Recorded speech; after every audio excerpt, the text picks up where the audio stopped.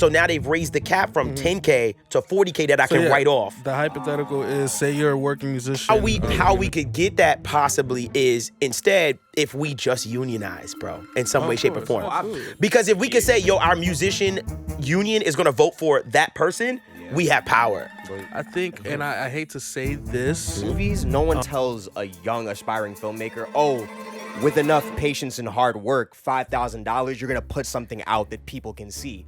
Music, you can do that. I was thinking about that part of it. Bro, you know what I saw the other day? You know what I saw the past 2 weeks? It's been a really good week, and man, you already know the conversation we had. Courtney and his petty mode, but we're not gonna do that. I'm scared. But ironically, with the conversation we had, speaking of brands that are not doing well. Marvel, whatchamacallit, just dropped Fantastic Four last week. Yeah. And What oh has my this God, I podcast feel so turned bad. into? I'm interested. Hold on, I'm very interested, though. I'm interested in where I'm very this is going. interested. Go ahead. But I think it's very interesting how, like, its ROI right now total is $200 million versus Superman's $500 million. I thought that was really going to put them on. Wait. Yeah. Superman did $500 million? DC, for the first time in cinematic history, has made a movie that has blown a Marvel film out of the water. Wow, that's a crazy power shift. And Fantastic Four is not a bad film. It's not. It's not. I heard it was It's good. a great film. I love it. Wow. And I saw Superman, and I love it too. They're both great. I hate when I say that. I hate when I see a clip and I say, can I say this? Can I say this? You know what I hearing everybody saying the music is really good on? K-pop Demon Hunters. Yes. Oh my gosh. Everybody's saying the music is one of the greatest things they've ever, like, it's amazing. Everybody's saying the I music. like to feel like And there's a whole story behind it too. I like to feel like I'm representing a demographic of our pod that is confused as shit. So yeah, I am too. Don't worry. But welcome to the Studio Nerds Podcast. How y'all been? I've been pretty audio-wise. Audio-wise, I've been pretty good. Audio-wise, I've been holding true to my mixing in the box stuff. I'm getting better at mixing in the box. I'm having a good time mixing in the box. I'm working faster mixing in the box. I am really enjoying just mixing in the box. I still haven't sold a few pieces that I was like, I'm gonna sell. I thought about it today. I was like, I gotta sell this. Like, I still want to sell it. So if anybody want my Dangerous 2 Bus Plus, hit me up. And I think I'm gonna hold on to my SPL2 Vitalizer. What you asking for that for? What you asking? So it goes for $3K. I got $47. You are on smoking the finest of cracks. The finest. I am not selling it for $47. I'll probably sell it for like, if I can get like $200. If I can get like $1,800 for it, I'd be fine with that. Okay. But I understand. Yeah, I'm ready to let it go. I don't need it. That old thing? That old thing? Yeah, I'm dead. Do you think I should keep it for Nostalgia. No, not nostalgia. But should I keep it for something else? Like, should I keep it for like? So I've been thinking about my vocal chain, and I've been thinking about like my recording setup, and I was like, yo, at the end of the day, it has a like a transformer in it, like that I can add. It has this harmonic saturator, and it has a parallel comp. Okay. So I was like, should I keep it like to use it for like yeah, why not? For vocals, like or guitars? I was like, I feel like I could use it as a tone box. Yeah, why not? As a tone box, yeah, that sounds fire. Actually, you should. You should, man. Have a little piece of, outboard. I think that'd be fun. I still have plenty of recording stuff. Like I have my Optocomp, Of course, yeah. my Newton channel. Like I still got my recording stuff, but for the most part, I was thinking about it. Like, I might lean into that word. I'm not gonna lie. I think I'm about to go all in on what? On the rack keyboards. Like I was like talking the rack mounted keyboards. Yeah, because I was talking to Bolo about it, and he was, shout out Bolo. Shout out to Bolo. But I was in Atlanta, and I ran into him. Hey, real quick, just had a huge favor that I wanted to ask you, and that is, could you please subscribe to the channel? It would mean so much to the growth of this podcast, as well as ensure that we're able to do more and more cool things on this channel on a weekly basis. So once again, it would mean so much. It would be a huge favor to us, and it would help us so much. Please subscribe to the channel. Okay, now, back to your episode. And we just had a convo about just outboard actual like instruments, and he was just like, it's never not gonna be better than the plugin. Like he was just preaching me on that, and I was like, yeah, because my favorite, funny enough, so when I signed my record deal, the first thing I kid you not, was bought my Triton. Like, I literally went to the city, met up with a guy, bought my Triton, got a great deal on it, and moved forward. And the first song I made only using the Triton is now one of my singles. Wow. And it's it's just one of the joints. But I thought about that and I was like, oh dang, I should get more of these. You know what I mean? So I'm thinking about getting a motif and everything. And he was telling me that everything that he sold 10 years ago, he's rebuying now. Wow. Because those pieces are not only just coming back in style, but they're better than the plugins. Got it. Okay. Like, I guess the plugins haven't beat them in such a short amount of time that we Right. thought it would do. But That's interesting. I remember I had a friend that had the Prophet. Well, I've been to a few studios that had the Prophet. What is the 5? I'm not the guy. Prophet 5 as a rack space, like a rack mount. And I know Pharrell used a lot of the Prophet sounds, like for years. Well, a lot of people did. I had a producer. His name was Ty Stees. shout out Ty. Yo, I would get stems from him. It'd be Prophet out. Like he would have them profited out, and I always like the sounds from the Prophet, like for sure. I'm a Juno guy. And I like the Juno as well. I love that a lot. Yeah, Anytime those are my you two. have sent me stuff, or I've gotten stuff from like Mitch or Swag, like I've heard a lot of Swag stuff. I know he loves the Juno stuff. Like I really like the sounds from the Absolutely. Juno. Swag. You know what it is? I just said this to Swag the other day too on Instagram. Logic, this is leaving this convo, but Logic is too clean and like it's too tidy and neat for me. As far as the workflow and setup, Yeah, like he just posted one of his sessions. I was like, it looked too neat. Like, my session be looking dirty all over the place, but it's like I feel like Einstein. I ain't gonna lie. I know people gonna be like, oh my God, but you kind of right. I don't like when I be in Logic, it's like I'm not inspired. Like I don't I'm know. not gonna say that. I'm not. Damn. When I'm in like, cause I use Logic for like, for instance, when I'm like beta testing certain my own personal plugins and stuff, I'll go to Logic and try to use it. Well, I have to use it, and I'll be in there and I'll be like, I can't wait to get out of here. That's crazy, but boring is wild. I'm like, I don't want to be They're here. gonna kill you for that. Like, they're gonna murder you for that. Huh? They're gonna murder you for that. Oh yeah, no, absolutely. It's fine. It's fine. I'm Logic, like we always said, best all around DAW. You got it. As far as inspiring me, as far as the workflow and stuff, I don't care for the workflow in Logic. It's not for me. Just like FL Studio, I can't wrap my head around it. You know? You know what company I want to give some respect to? Like a lot of it. And I know this is weeks ago, but 808 Day was August 8th, of course, 808. Oh, but I was in Atlanta. I just happened to be Yeah. So no, not Cymatics. Oh. But I happened to be in Atlanta for 808 Day, and Roland did something over at Sessions, Tricky Stewart Studio. Shout out to that studio. Fucking beautiful. Right. It's a beautiful spot. I've been seeing Tricky a lot online lately. Yeah. He's posting a lot. Yeah. I feel like Jermaine, can I say, I feel like Jermaine Dupri has awakened a lot of like, I don't know, like online. Like I'm starting to see a lot of my elder statesmen as far as the producers I respect a lot. I'm starting to see them a lot. I would say Don is Don Cannon too. Yeah. Don is calling them to like come do it. Right. So, you know, right. But, I like it a lot. Yeah, 808 Day, and Roland just had a bunch of their pieces out, and I was like messing around with like the rhythm generators or whatever they call those. The rhythm boxes, the keyboards. I ain't gonna lie, man. Roland got some stuff, like still. Physical stuff? Physical Yeah, stuff. physical stuff. I didn't Okay. try anything digitally, but they got a few pieces that I was just having fun with. It wasn't even on some, I could use this for this or whatever. It was just like, you know how people talk about teenage engineering? Yes. Where it's just like, you'll just get one of their pieces and just start playing with it like a game, and it inspires you and this, that. That's how I felt about some of those pieces. And even like, I would say it's been a while since I just sat and played a stage keyboard, not a piano, but a stage keyboard. Like, that's how I started. I started in the church. So the Yamaha, shout out to anybody that owned the YPG 135, the gray Yamaha. That was in every church. But sitting down, playing on the keyboards, going through the sounds and messing around, like I haven't done that in a long time. Wow. So doing that was super fun, and it was inspiring on top of just like some of their the 909s and like those rhythm box joints with the preset sounds. It was like, it was just fun. Prince. And it reminded me like, or put me in a space of wanting to find pieces that are fun again, not just for use cases. Like I have my wish list of things that I don't own that I would love for actual using, i.e.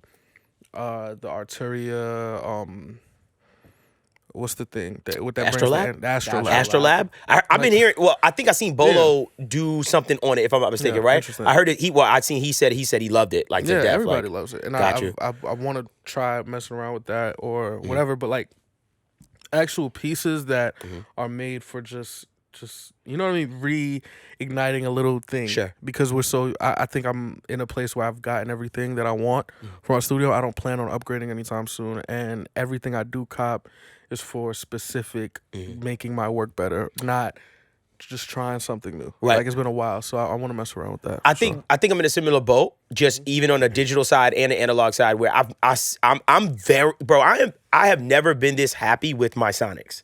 Like, I'm so happy with my Sonics to the point where my problem with my Sonics before is I would always do my thing, do my mix the way I'm like, yo, I killed it, and then play it against a commercial record and say, still ain't there yet. You know what I mean? Like, I still feel like I wasn't competitive. But as of lately, I've been literally genuinely just like beating the songs that I'm trying to like go up against. Is it louder? Is it more fuller? Is there more dynamics? Like, I've been genuinely feeling like I've been like really ironing it out.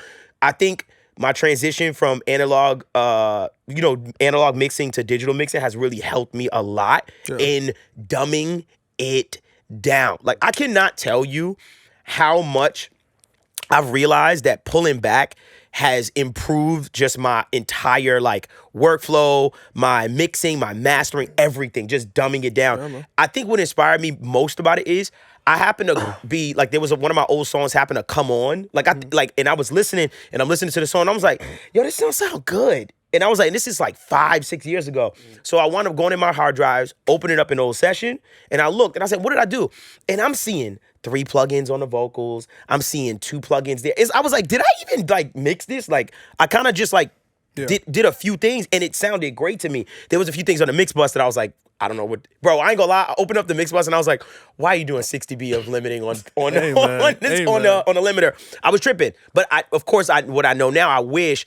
But I say that to say it's just been really dope to be in the place of my life as far as engineering, where I'm like, dumb it down, pull back, do less, and just let the music just feel. I haven't even been compressing much on a lot of stuff. Like, I literally when the members have been watching me do mixes and some of the newer content I've been putting up, showing the mix from start to finish, bro, I have genuinely not been putting compression on every single damn track. Like, I've been letting it, and it's been sounding so much better. Like, things feel like it's breathing, and it feels more natural, and I don't feel like I'm like struggling to get things loud as I used to, because I'm not compressing so much. I will say, shout out John Castelli for putting that in my mind about compression and stuff like that. I will say that I've been like, I don't know, man. I feel like when I knew less, I tried shit more, but it maybe wasn't always the right shit. Like, I found a stack of sessions from when I first started producing, like Windows FL12 or FL11 from like 2015, right? So I was 12 at the time, I'd say. Yeah, 12. Jesus. I'm like opening these sessions up, right? And I'm seeing like fruity reverb and then a fruity distortion right under the fruity reverb on the same track, and it's like, what the hell are you doing? Hey, Put the wet knob all the way up, right? And I'm hearing it, I'm like, okay. Like, yo. And I'm just doing shit. So I'm just like, why do I got a fruity chorus on the master, but it's automated to go on and off? Like, it's just, you just doing silly stuff as a kid. I think there's something beautiful about that, though. Yeah, of course. Like just paint on the wall. Yeah, like when you were younger, I feel like I took more. This is like universal with a lot of people. I feel like when we're younger and we don't know as much, we take more risks. Of course, because we just don't know. Because we just don't know, you know. And so I'm trying to put myself also back into that space too. You'd have to put yourself back into a state of discovery. That's how us as humans work. That's what true. We don't know, we explore it. Right. When we know it, but we want to make it better, that's when we swap out discovery for comfortability. How can I maintain the best version of this without having to risk as much? Wow. That was pretty profound. Wow. Can we clip that? Yeah, of course. Well, he's going to clip it. Yeah, so he's going to clip it. Swapping out discovery for comfortability. All right, now start the clip of me saying that, and then switch it to what you said. This is how we do it. AI, just real quick. This is how we do it, y'all. You know, shout out AI sometimes. Speaking of AI, not playing. Yo, bro, I'm not gonna lie. Can I say this? I don't think I ever want to put AI in our titles ever again, bro. Yeah. I think people are. Can I be honest with you? Also, what I'm noticing, I think people are so tired of the conversation, even though it's very important to have. Yeah, but I feel like I'm feeling from people that they're just tired of the conversation. conversation. But it's conversation we should important to return to? have, though, nonetheless. You know what we should return to? What? Was Waves messed up for adding subscriptions? Years later? I'm not gonna lie. Shout out to that dude. I don't know who he is, but shout out to that dude. However you go get your money, you get your money. Doing that ad where he's just like, "Hey, I heard you guys love plugin subscriptions." Yeah, I saw His that. ways, Yeah. he's like, wait, hold on a second. I had that wrong. No, you guys hate plugin subscriptions. Boo! I haven't seen it. It's an ad. You haven't seen that ad? It's Yeah. for, I forget what it's for, but I've seen that ad before. But is it for a It's plugin hilarious. company? I feel Yes. like it might be Wow. for Waves. I don't know, but it's a funny not. ad. It's a funny I ad. think it was for Waves. Yes, I feel like it is. Wow. So it's a play on. They're playing on it. Playing on Wow, the that's thing, funny. Waves, Okay. y'all will Conversation. rue the day because the way I pay y'all $325 a year, and I only know this because of like shout out to this new tax thing I'm messing with. QuickBooks? No. What you got? No. I'm thinking about doing a quarterly. That's another. Okay, that's another. I don't even want to talk That's about the shout another out. The conversation. shout out the IRS is crazy. I don't want to talk about Shout out nothing. the IRS. I don't even like that we said the word, the three The letters. Urs? I don't Shout even out like. the Urs. Shout out Urs. Shout out Urs. I pay my taxes. Speaking of which, I want actually, no smoke. there's a story I want to find out. Now that we're on taxes, isn't there a new tax code that Yes. Yes. benefits us musicians? I thought that's where you were going with it. The hits. honestly. Is you talking about the Hits Act? It's Yeah, like it the might hits. be. I think we brought that up on this pod, right? We did bring it up. We brought it up a couple we weeks ain't back. talking much about it. We didn't talk much about it, yeah. but we did bring it up, and it's about. I believe, if I'm not mistaken, it's like about the amortization. I'm sorry, I never say this word right, but it's about how we'll be able to actually write off a certain amount of studio time. Hits Act. Go I ahead. got it. The Help Independent Tracks Succeed Act is the most impactful new law for musicians. Signed on July 4th, 2025. It allows independent musicians, producers, songwriters, engineers, and composers to fully deduct up to $150,000 in sound recording and production expenses in a year you incur them, not over 4 Not years. amateur, Like the- amortized. I never say it right, but yes. Yeah, right. it matters because the immediate deduction frees up cash flow and no more waiting years for trying to get tax relief. It levels the playing field with film, TV, and theater production, which they don't have to wait over a few years. And it encourages reinvestment into your craft and creativity because you might be a little hesitant to make that purchase knowing you can't write it off fully in that 1 year. And yeah, that's the act. Ironically, I never had to. Well, it's been a long time since I've had like not recording expenses, but paid for something like mixing or paid for something like recording. Like it's been a long time since I've actually physically paid for it, and it made me think to myself like, can I technically? But I don't think you can expense yourself in that regard. Which in my head I was like, well, what does that mean for someone like me that records, mix, and masters? I would say, can't you? Because I mean, isn't it? I could be wrong. I don't know a lot about taxes. Isn't it this like similar thing to like being a sole proprietorship and then being taxed if you make over a certain amount? Well, I get taxed no matter what, straight up. Whatever's my net income, I'm getting taxed on it. But then mixing, even if you do that yourself, goes into that service of that product, does it not? But I don't think I can charge yourself. myself. Unless you're a company and you can charge. And you can, unless, and I don't Can think I that, also- I think that's nefarious. I think that may be nefarious, so I want to be clear. I'm not trying to say, I'm trying to figure out a way to do it, but I'm no, just no. saying I believe I that don't is know if that's nefarious. Can I add if two you try more to do things? that? I don't like calling it a beautiful bill, but the big bill Okay. adds for, it's not exclusive to musicians, but the higher SALT deduction cap, which now state and local taxes can now be deducted 40. up to 40,000 from 10,000. And even if you occasionally work a W-2 job or pay tips, the bill includes deduction for tip income up to 25,000. Yes. So I mean, I don't want to talk politics. I'm not a fan of the bill, but I'll take what I can. Well, let me say how for me the SALT, from what I looked up when I seen the SALT cap raised. So I believe the SALT cap was 10 grand before, and now it's 40. Yeah. I believe the way it helps like someone like me, right, that is self-employed, is this episode is supported by Colossal. And today we're excited to tell you about Drops, their brand new product for producers and beat makers. When selling beats and collaborating with artists online, us producers are jumping around to different apps. File sharing, emails, DMs, and payments, and it can get really overwhelming to stay on top of it all. This is where Drops by Colossal comes in. It brings together all the essential tools and simplifies the whole beat buying and selling experience. Creating a drop is super fast. Just upload your beat to Colossal and you get a unique drop link that you can share with artists in DMs on your socials. Drop is one of the best experiences that you as a producer can give to an artist that you work with. It looks amazing. An artist can buy a license in seconds. And when you sell a beat, you instantly get paid to your PayPal account. Drops is free to use with no subscription fees and available right now. Sign up at colossal.fm/producers to get started. With your state tax, right? So you pay federal and state? Okay, so I didn't know for years that I could write off my state tax in my next tax return. So in 2024, let's say for instance my tax bill came, let's say they say, yo, you owe 10 grand in state tax, and there's federal tax. So I paid them the 10 grand in state tax, and I'm like, 2025, I can then write off the 10 grand that I paid to state on that tax return, if I'm not mistaken. So now they've raised the cap from 10K to 40K that I can write off. The hypothetical is, say you're a working musician living in New York City. You make $150,000 from performances, royalties, and songwriting. State and city taxes will take $12K, property tax $8K. So that total SALT would be $20,000. Gotcha. Under the new SALT cap, you can deduct the full $20K, and your taxable income would now be $130,000.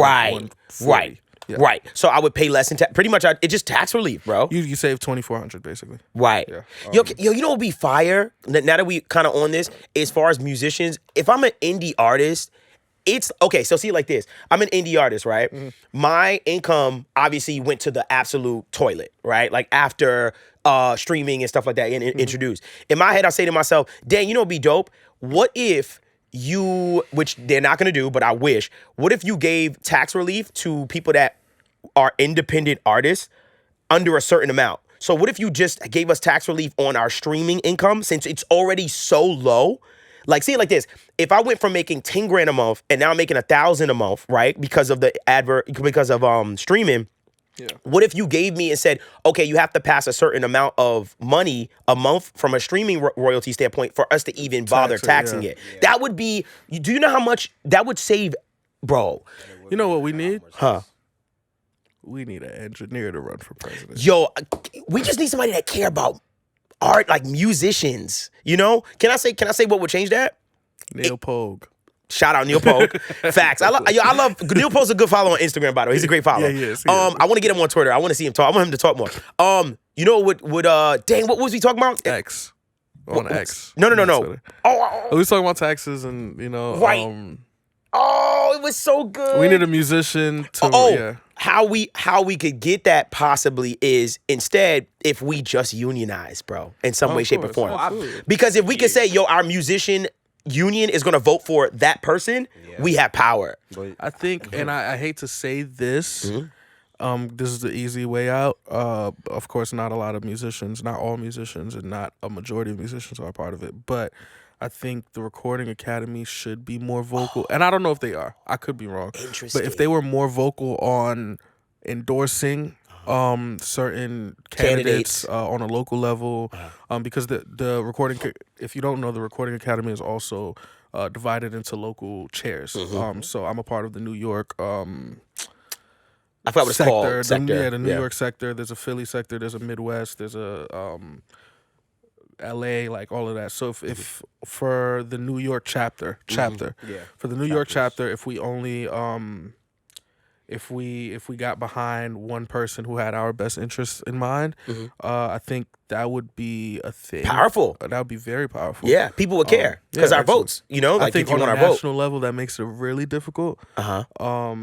Because we don't just see SAG going behind, because it's so much in between, more than that, like in a sense of what what I need as a person doing music full time, making a good amount from it and whatever, is different than what a musician from Ohio or a musician from New Mexico might need, who's living under a different circumstances and a different little regime, in a sense. Like, I don't know what they identify as, but how we do things in New York is very different from how they do things in Florida. Like, sure. So I can't expect for musicians in Florida to get behind the same person I do just because it's a music thing. I get but it. on a local level, I feel like that's way more powerful. Like if right now they said, yo, if hate to make it political, but if they said, all right, Mom Donnie is super behind this, and this for musicians, while Cuomo's not really behind it. That changes. That And the does New sway York Recording me. Academy urges us to support Mom Donnie due to the fact that we would get these benefits from what he's proposing for musicians. Whether it's Understood. more music grants in the city, whether it's more this or that, I would be more enticed to vote his way. Yeah, Like I agree with you. Because at the same time, I'm sorry. Go ahead. I think it should people vote like when unions vote and when unions get behind somebody, the biggest reason is because it affects their day-to-day job. And I think a lot of the people, not a lot of musicians, but a lot of musicians, it's not their day-to-day job. Like we have other jobs, so it's just like we have to consider other factors. But for people who are represented by the Recording Academy, a lot of us, I will say, do music full time. And I think that's a thing of like why our union would matter a little like more, I guess, or if that makes sense. I don't know if I'm saying it the right way. No, but, I think that also what you're saying as far as it being federal and being a little harder, I actually think that it still could work because I say to myself, there may be, think about it, on a federal level, we're going to get 2 candidates, right? Yeah. And say, for instance, you're on the fence about one over the other. Something like that could tip the balance in how I go about casting my vote. Yeah, of right. course. That could tip the scale with something if I'm on the fence about something and stuff like that. That's fair. I also just believe that it won't be. I think the United Front would be lost in a sense because of how loud everybody singularly could be. Like at one point, if a union said they were behind this candidate, you're not hearing otherwise. Now with the access to everybody's thoughts, now I feel like if let's rewind, let's say 2016 Hillary versus Trump, right? Okay. And no matter what you felt about Hillary Clinton, you were choosing Donald Trump. If Hillary said something that would benefit musicians and a Recording Academy or whatever music union says, we stand with her. I, as a member, or somebody else as a member, could have been like, who's staying with her? You know what I mean? And I feel like that kind of ruins or gets in the middle of the United Front, and that damn near causes division. Versus on a local level, I think it's way easier to manage and way easier to get people behind each other. But my thing is, even if I'll let you, I think that no matter what union you create, there's always gonna be people that disagree, right? Like there's always, like when I think about the Teamsters union, all those the teachers union, all those big unions, teachers are not all voting the same way. Of course, like when it's on a local level, a majority of them do, I think, and that's why the union backing and the union the union endorsement is so powerful. Sure. Versus on a national level, I feel like I don't know if all musicians or a majority of musicians have ideal or similar, I guess, ideas for what they want in their candidate on a federal level, and that could pose a risk of division within the union. I feel like we're way more powerful on a smaller scale or a local level versus on a national level, because on top of that, on a local level, I would say this, on a national level, especially for, let's just go president. When we're voting for presidents, there are way more factors that we consider versus on a local level. Okay. I feel like personality and who the person is doesn't have as much to do when we're voting for a city leader versus a country leader. You know what I mean? But it still could be as nuanced as, even if certain social groups, let's say for example, don't identify with that political party, because they represent what it means for the rest of their social group for these next upcoming 4 years, they might side with that political party. Yeah. Even if they really don't agree with them. I think that in order for it to be powerful nationally, it has to be powerful on the local On side the local too. side, too. I think to be honest, I think both sides can be true because in my head I say to myself, I think about like the Long Fishermen's union. You know about the people. Sorry if I said the union wrong, but they were fighting because there were certain things happening with the docks and seaports and all the import export stuff, and they got together, their union, and I'm sure that they have voting power, Because right? In some way. ultimately, outside of the locations and the ports of the food that it sustains, Sure. it affects trade, and trade is a global thing. Sure. And so I say, I don't think that see like this, when we put unions together and we say, everybody, we're going to vote this way, even Amazon's union for the most part, it's like everyone's not going to vote scattered, yeah. the same way. But as far as division, when it comes to a union, there's a board. And if the board decides, hey, this is how we're deciding to cast our vote, it's not saying in a sense of like, hey, look, everyone needs to do this. This is like what you have to do. It's like, hey, this is what we found in research is in our best interest. gonna benefit And so we're just everyone. arming you with the information. That would be powerful. Because if I trust the Grammys, right? Like I trust this entity, this organization, they're all for musicians, etc. I know they have my best interest at heart. And they come to me and say, yo, this candidate right here has our best interest at heart. We definitely advise and support this one. I go, oh, I trust the Grammys, so therefore I have a little bit more buy-in with that candidate. I would love that. Like I would love a recording academy. You're right. I like the Grammy thing. You're right. I would love a record. Like say what you want about the Grammy board or the Grammy awards or whatever.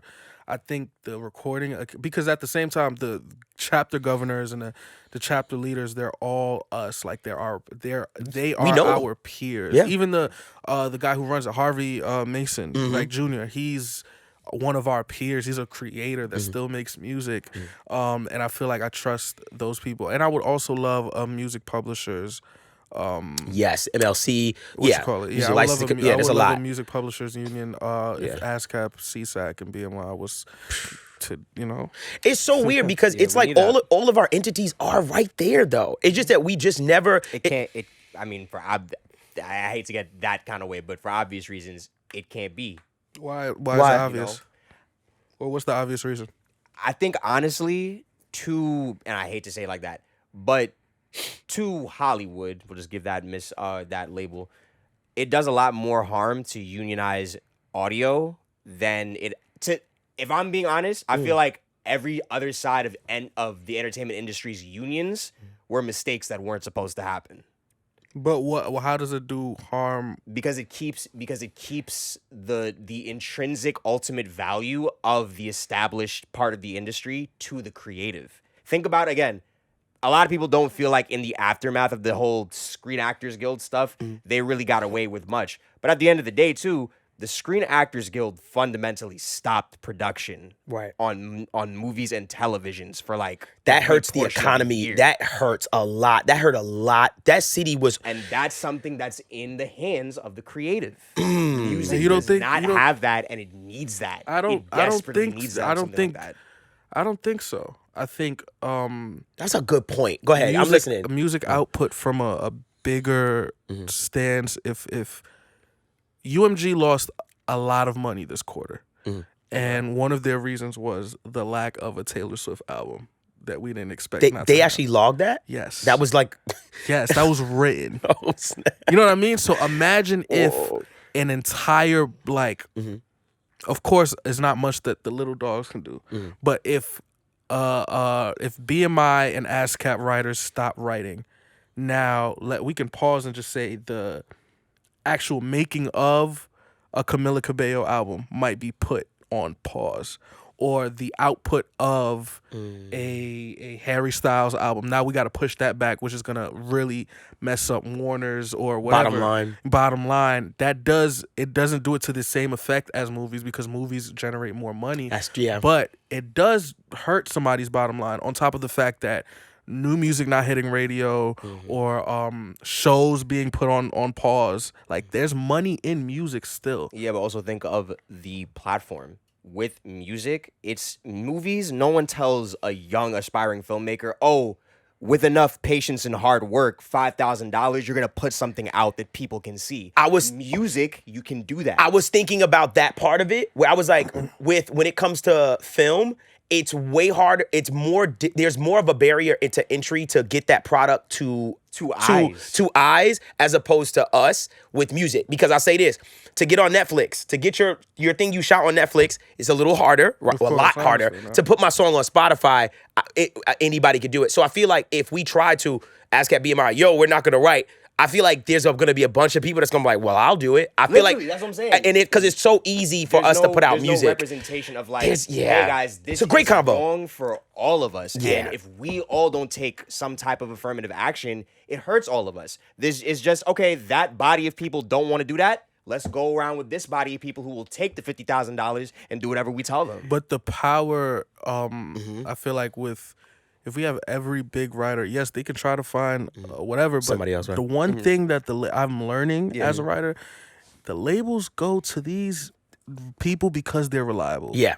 Yes, the reason why some smaller writers don't get shots over somebody who has a bunch of hits is because those people are expected to show up for work. If I go to Justin Tranter or John Bellion, I'm going because I know I'm getting a smash. Yeah. Not I think they could write something dope. Yeah, Justin. So I'm not saying they won't try to find the new or the next or whatever, but losing that reliability is powerful. Now, not saying it'll last forever, and I'm not saying they can't get work done. But if they go the other way, and they never get us back, right? Let's say, all right, you know what, Warner, because that's another thing. Netflix and them, they don't go to other smaller filmmakers or smaller actors, because if they do that, SAG could say, hey, we will literally not work with y'all again. Like, that's another thing. And if for some reason, let's just say if John, Justin, Max Martin, they was just like, you know what, got you. Warner, we have no interest. I'm sorry to any artist over there, but we're not clearing anything for a year or something like that. Do you know what that does? Yes, I'm not saying they're not going to find songs. There's songs everywhere.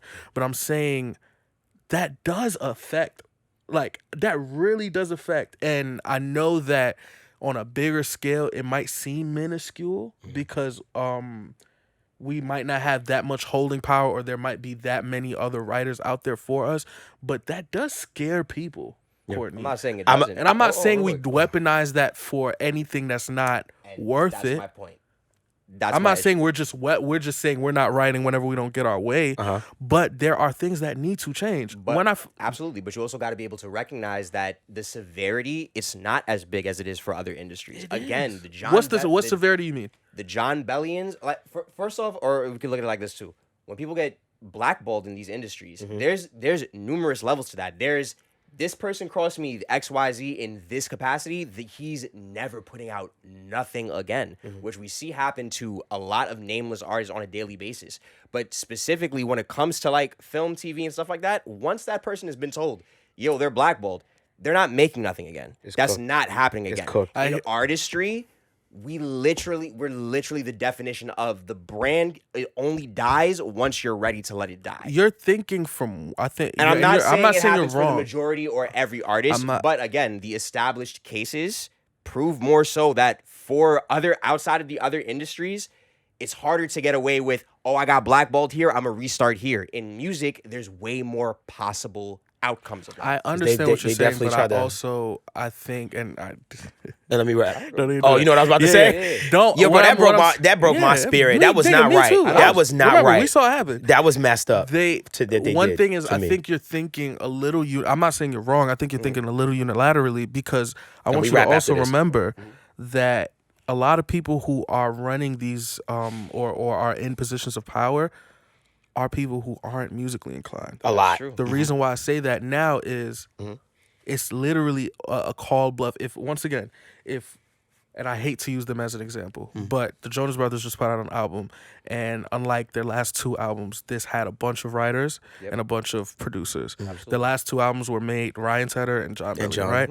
So if those writers decided not to clear any of those records for the Jonas Brothers, it puts them in a position where not only is the album sitting, but now this stadium tour that they're going on has to get pushed. Live Yeah, it's Nation. the radio plans, Everything. the UMGs, lot of Republic's money. bottom line. Yeah, They're putting a lot of money into it, and they need to see the money back.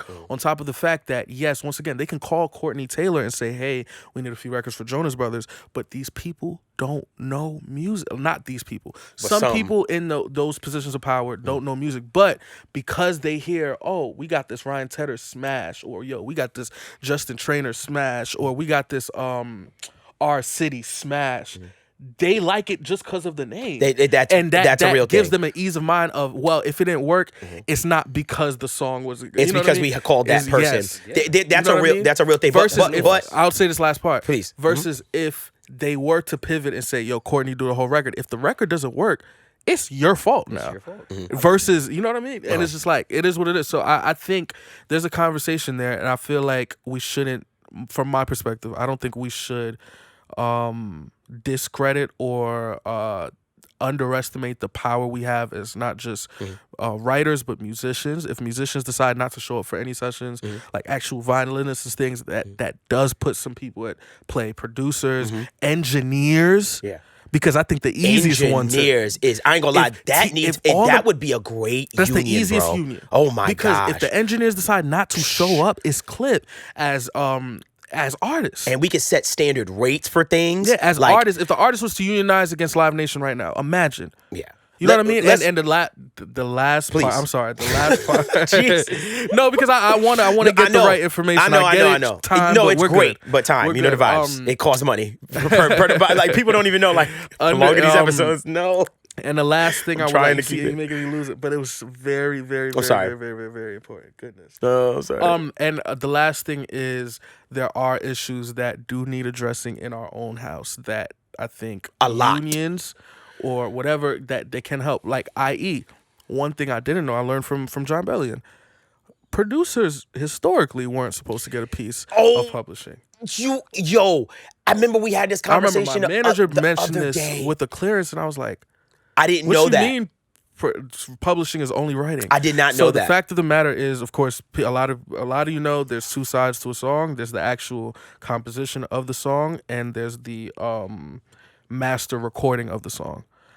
For example, if that's confusing, if I wrote Happy Birthday is the song. He can sing the song. I don't then own the recording of the song just because he sang the written song. Does that make sense? So there are protections for the written and the composition of the song and then the actual recording version of the song. Historically, producers would get a piece of the recorded version of the song because what you hear isn't necessarily the composition. It's an interpolation of the composition. Okay. And then the writers would usually keep all of the publishing because that was the actual composition of the song. And of course, as time evolved, we would give producers pieces, of course, because, hey, melodies come from some songs. And when money started getting depleted from our industry, we would do that to appease producers. So you get a piece of the publishing and a piece of the master recording. That's a whole nother pocket. But that's not a thing. But that wasn't always a thing. And I just wanted to say those are things that can use addressing. Those are part of need addressing. Yeah, those are things that need to be addressed. Whether we keep them or not, cool. But there are a bunch of issues like that. It's not just streaming not paying us. For sure. It's Live Nation not giving artists a piece of the parking. You know how much parking costs at some of these venues and the hot dogs that they sell. And we're not getting pieces. I see John, bring that shout up. out to John. I would love to have John on the couch. I know he doesn't do interviews, but shout out to him. There's so many issues that need addressing that unions can help, and I feel like we shouldn't underestimate on not only just a music industry level, but of course a federal level. And I don't think that we should underestimate the power we have as a crew when we do team up. For sure. And on that note, this has been the Studio Nerds podcast. Please make sure you comment, like, subscribe, and also I want to say shout out to all of our members and stuff like that. Shout out my guy, shout out the guy Flowman, Ocean. Shout out one of our members is like Ozlee, probably on my album soon. I think. Oh, for real? Shout out Revo. Trey Kelly. Yo, there's a lot of talented. Like I said, there's a lot of our members that are extremely talented, and they're putting out putting out music all the time. Like, there's a bunch of them. Shout out to Kardak. Shout out all the ones that comment. when we put this out very early. So I just wanted. I told Shout them I out was going to homie shout them Bruce. out. I was going to shout you out. Who? Shout out my homie Bruce. Shout out Bruce. Bruce Reacts. I know he's talking about. Shout out No. Secret Sound Lab. Bruce Herrera.